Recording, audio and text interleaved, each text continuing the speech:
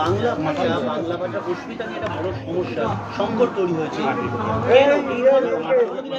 সমস্যা তৈরি হয়নি কেন? এটা যারা বাংলার বিরোধী তারা এই ভাষাটা ব্যবহার করছেন, ভাষাকে অপমান করছেন। তারা তকমা দিচ্ছেন যে বাংলা যারা বলেন তারা বাংলাদেশি, এবং বাংলা বলে কোনো ভাষা নেই, বেঙ্গলি বলে কোনো ভাষা নেই। এইটা বাংলাদেশি সব নতুন নতুন শুনতে হচ্ছে, প্রতিনিয়ত অপমান। আজকে কবিগুরু রবীন্দ্রনাথ ঠাকুরের প্রয়াণ দিবস, এবং আজকে আমরা সত্যি যারা বাংলার বিরুদ্ধে বলছে তাদের কিন্তু এই স্থানে কবিগুরু রবীন্দ্রনাথ ঠাকুরের এই সৌধতে কোনো জায়গা নেই। আপনি বাংলার বিরুদ্ধে বললেন, ভাষার বিরুদ্ধে বললেন, কবিগুরুর বিরুদ্ধে বললেন, কাজী নজরুলের বিরুদ্ধে বললেন, এই বঙ্গের বিরুদ্ধে বললেন। আজকের দিনটা তারা কি করছে? আজকের দিনটা তারা কিভাবে শ্রদ্ধা জানাবেন কবিগুরু রবীন্দ্রনাথ ঠাকুরকে? আপনি তো পুরো হাইজ্যাক করে দিলেন। আমরা অত্যন্ত অপমানিত, এবং কবিগুরু রবীন্দ্রনাথ ঠাকুরের যেটা বলেছিলেন যে ভয় শূন্যে তুমি তোমার আওয়াজটা যে তোলো, আজকে বাংলা সেই জায়গায় প্রতিবাদ করছে যে আমরা বাংলায় রয়েছি, আমাদের সম্মান রয়েছে, আমাদের অস্তিত্ব রয়েছে, এবং বাংলার এই অস্তিত্বটাকে যারা একবারই, তাহলে কি বঙ্গভঙ্গ আন্দোলন এখান থেকে বেশি দূরে নয়, কবিগুরু রবীন্দ্রনাথ ঠাকুরের নেতৃত্বে রবীন্দ্র কানন পার্কে হয়েছিল, তাহলে কি সেটা নিষ্ফলা? সেটা ঠিক হলো না? এই যে আন্দোলন কিংবা বাংলাকে রক্ষা করা, ভাষার রক্ষার আন্দোলন, যার জন্যে একটি দেশ তৈরি হলো। ভাষা তো আমাদেরই ভাষা, আমার পরিচয় কেড়ে নেওয়ার চেষ্টা করছে। পরিচয় যারা কেড়ে নেওয়ার চেষ্টা করছেন, আমি দেখতে চাই, এই প্রশ্নটা আমরা রাখলাম যে আজকে কবিগুরু রবীন্দ্রনাথ ঠাকুরকে আজকের দিনে 22শে শ্রাবণে কিংবা 25শে বৈশাখে কিংবা কোনোদিন কি আপনার শ্রদ্ধা জানানোর আপনাদের কি কোনো জায়গা রেখেছেন? রাজ্য সরকার একটি মধ্যে বড় কর্মসূচি নিয়েছে, আমার পাড়া আমার সমাধান। আমার পাড়া আমার সমাধানের মানুষের ব্যাপক স্বতঃস্ফূর্ত সাড়া পাওয়া যাচ্ছে। আজ বিরোধী দলনেতা শুভেন্দু অধিকারী টুইট করেছেন, যেখানে বলছেন যে আইপ্যাক, যে আইপ্যাক রাজনৈতিক কৌশলের জন্য সহযোগিতা করে, সেই আইপ্যাক নাকি ডিজাইন, মানে ব্যানার ফেস্টিভ্যাল একটি ডিজাইন হবে, রাজ্য সরকারের আধিকারিকদের মেল করে সেটা তারা বলে দিচ্ছে। শুনুন, অপ্রাসঙ্গিক কথা, মোদ্দা কথা বোঝা যাচ্ছে যে ভারতীয় জনতা পার্টিকে, পার্টির দোকানটা বাংলায় বন্ধ করে দিতে, তাদের দোকানটা এবার বন্ধ করে দিতে হবে তাদেরকে, এবং প্রতিনিয়ত নানান বিষয় তারা বলবেন আর তার প্রতিক্রিয়া আমরা দেব। আজকে সবচেয়ে বড় বিষয় হচ্ছে যে তুমি যারা বাংলা বলো, বাংলা বলেন, ভাষা বলেন, তাদেরকে বাংলাদেশি বলেছো, সেই জায়গা থেকে তারা নিজেরাই যে বিপন্ন অবস্থা, দোকান এবার বন্ধ করুন, দোকান বন্ধ করার সময় এসে গেছে। দিদি, দিনহাটাতে একজন অন্তঃসত্ত্বা 8 মাসে তার পেটে লাথি মারা হয়েছে। দিদি, আজকে কবিগুরু রবীন্দ্রনাথ ঠাকুরকে যখন আমরা শ্রদ্ধা জানাচ্ছি, নারী শক্তি নিয়ে তিনি বলেওছে, সেখানে এরা আবার দেখুন মেকি একটা আন্দোলন, নারী সুরক্ষা নিয়ে বলছে। প্রতিনিয়ত এই উড়িষ্যাতে পরপর মেয়ে জ্বলছে, বেটি পুড়ছে, বেটি পড়াও বেটি পোড়াও হচ্ছে। কি বলবেন এরা? এসআইআর নামেতে আপনার ভোটের অধিকারটাই কেড়ে নিচ্ছে।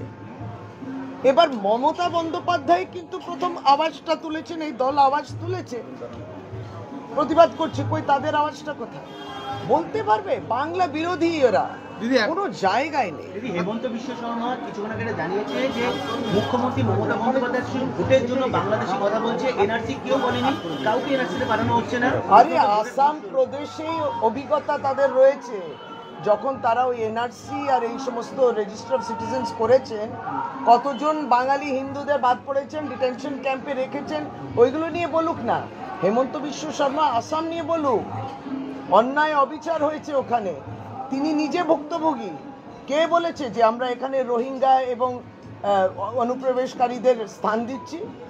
তা রোহিঙ্গাকে আপনারা যদি চিনতে পারেন দেখে নিন না, দেখে নিন কি করে এলো রোহিঙ্গা, বর্ডারগুলো কে গার্ড করে?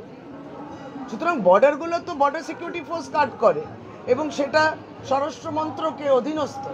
কেন্দ্রে, আর আপনারা পাল্টা আমাদেরই প্রশ্ন করছেন যে রোহিঙ্গা অনুপ্রবেশকারী নিয়ে আমাদের ভোট হয় না। তো ভোটের সংশোধন, ভোটের লিস্টের সংশোধন সারা বছর আমরা একবারই মাটির স্তরেতে গিয়ে আমরা ভোটার লিস্টের কাজ করি। বিজেপি করে নাকি?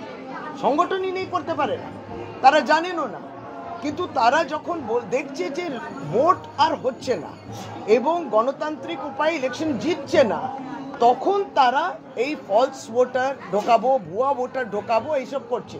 কিন্তু সামনে রোহিঙ্গা অনুপ্রবেশকারী রাখছে। আমরা তো কেউ বলিনি তাদের ভোটে আমরা জিতবো, তা তো বলিনি। আমরা ভোটার লিস্টে প্রকৃত নাগরিককে আমরা দেখতে পাচ্ছি বাদ দিচ্ছেন, তার বিরুদ্ধেই তো আমাদের লড়াই। আর আপনি বাংলা ভাষা বললে পরে প্রত্যেকদিন নির্যাতন, রেলেতে নির্যাতন, পরিযায়ী শ্রমিকের নির্যাতন, এটা কি হচ্ছে? আপনি ভাবুন যে বাংলা ভাষা বলছো তাই তোমায় অপমান করছো, আপনাকে হীনমন্যতা স্বীকার করছে। এইটা কি বাংলা মানবে?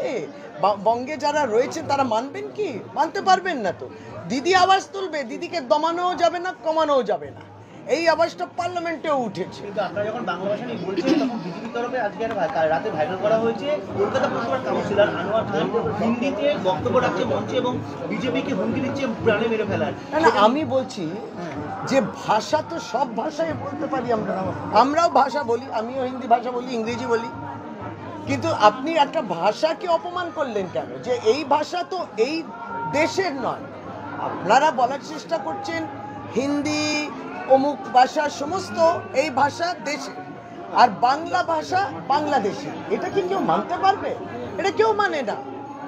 যারা হিন্দি ভাষাভাষী মানুষ আমাদের বঙ্গে প্রদেশে থাকেন, আমাদের এখানে ওড়িয়া ভাষাভাষী মানুষ থাকেন, বিহারি ভাষাভাষী মানুষ থাকেন, ঝাড়খণ্ড থেকে থাকেন, ইউপি থেকে, তারাও বাংলা বলেন, তারাও মানবে না। এটা পরিষ্কার কথা। এটা যে আপনারা যদি, যার জন্য দক্ষিণ ভারত থেকেও এই প্রতিবাদ যে সমস্ত ভাষাকে আপনাকে সম্মান দিতে হবে, এখানে তো এক স্টেপ এগিয়ে বলে দিল এই ভাষাটা এই ভারতবর্ষেরই নয়। এখানেই তো করতে পারে না, এটা চলতে পারে না, এটা যে নিউ নর্মাল নয়।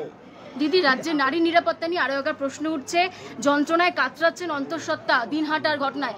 বিজেপি কর্মী বলেই, বিজেপি কর্মীর পরিবার বলেই এরকম ঘটনা ঘটেছে। উদয়নগড় পদত্যাগে দাবি করেছে বিজেপি, সুকান্ত মজুমদারও দাবি করেছেন। দেখুন, নিজেরা তো পৌঁছয় না তারা, আর বসে বসে যেখানে বসে আছে সেখান থেকে যত ভুল অভিযোগ তারা তোলেন। একটি অন্তঃসত্ত্বা মা যদি তার কষ্ট হয়ে থাকে, এটা স্বাস্থ্য জড়িত বিষয় এবং যারা পরিবার পরিজন স্বাস্থ্য পরিষেবা তাকে পৌঁছতে হবে। এখানে রাজনীতির কোথায় জায়গা? পেটে লাথি মারা হয়েছে। পেটে লাথি মারিছে কে? এই দেখুন, আমরা এটাতেও রাজনৈতিক আপনাকে দিক দিতে হবে। পেটে লাথি মারিছে, সেটা একটা রাজনৈতিক কর্মী মেরেছে। রাজনীতির জায়গা কোথায় এখানে? অভিযোগ রয়েছে পরিবারের, অভিযোগ তৃণমূলের কর্মীরাই মেরেছে। একদম করতে পারে না। তাহলে রাজনৈতিক কারণে মেরেছে, ব্যক্তিগত কারণে মেরেছে, পারিবারিক লড়াই হয়েছে, কোনোটাই করা উচিত নয়। আর যদি কই করে থাকে একবারই থানাতে তাহলে অভিযোগ হবে। আপনারা কি দেখবেন দিদি? আপনারা কি দেখবেন?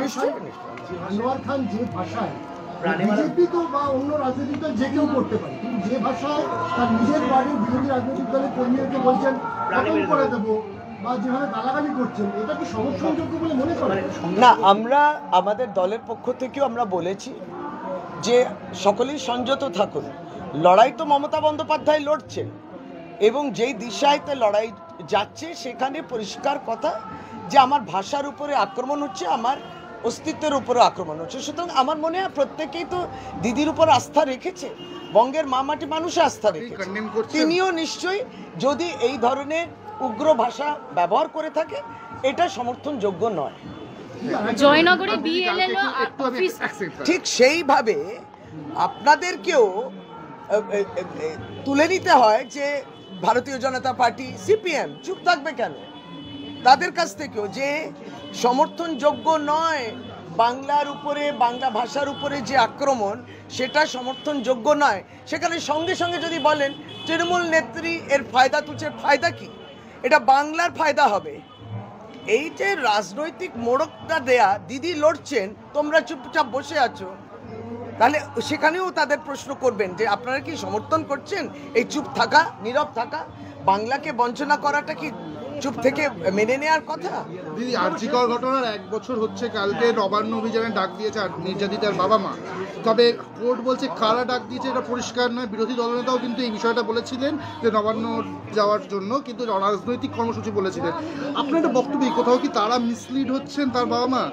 না, আমরা প্রথম থেকেই বাবার মা প্রতি আমাদের সমবেদনা থেকেছে এবং তাদেরকে কোনোদিন আমরা অন্যভাবে সম্বোধন করিনি। আমরা বুঝি একটি সন্তান হারিয়েছে, মেয়ে হারিয়েছে, তারা দুঃখিত এবং তাদের সঙ্গে প্রতিনিয়ত আমাদের সমবেদনা থাকছে এবং যার জন্য পুলিশের সেই সময় অ্যাকশন এটা হওয়া উচিত নয়, এটাকে কন্ডেম করেছি।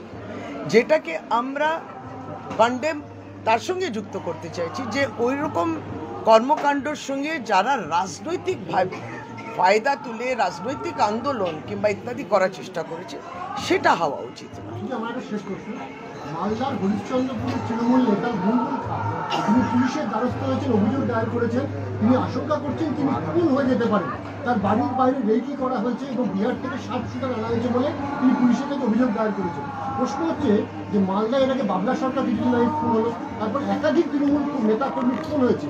কি বলবেন, এটা মালদার সামগ্রিক পরিস্থিতিতে খুব অবনতি ফিরে যাচ্ছে? দেখুন, ভালো কাজ করতে গিয়ে অনেক সময় অনেক শত্রু হয়, হাওয়া এরকম জীবনের উপরে একটা হামলা ইত্যাদি হওয়ার একটা যে থ্রেট তার প্রতি আসছে, তার সে আশঙ্কা প্রকাশ করেছে এবং পুলিশের দ্বারস্থ হয়েছে।